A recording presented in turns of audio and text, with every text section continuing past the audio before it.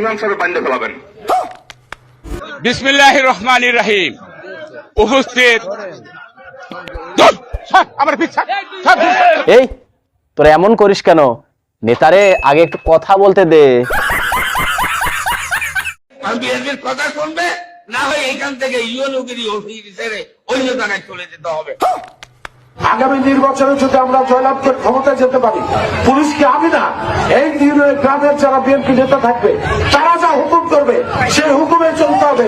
Police ভাই একটু বুঝা শুন না কথা বইল। Power is coming.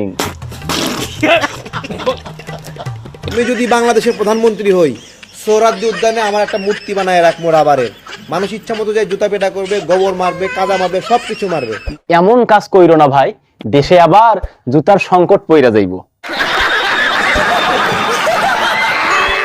ইমাম সাহেব বান্ধে ফেলাবেন, একদম তেনান্দার বান্ধে ফেলাবেন যে বেটা তুই ইমামি করবি, ইমামতি করবি, তোর জামাতে ভোট চাওয়ার জন্য আসবে না। যদি কেন জামাতে কি আপনার অ্যালার্জি নাকি?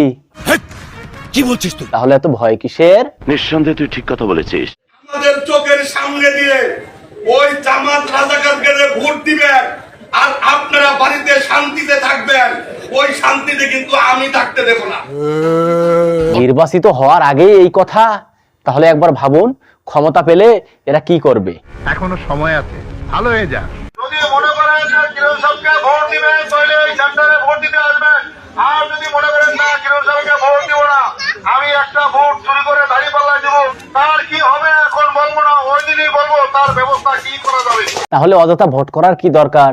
ক্ষমতা তো পেয়েই গেছেন। ঠিক বলেছ।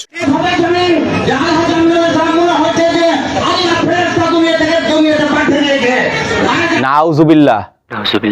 হস আসা ঠিক কথা কইছেন, উনি তো আউলিয়াদের ওস্তাদ।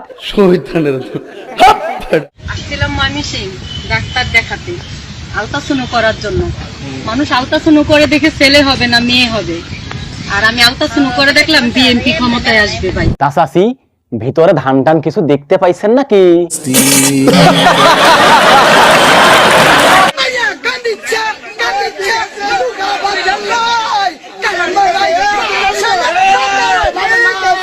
এমন স্লোগান দিলে আপনাদের আর আটকায় কে?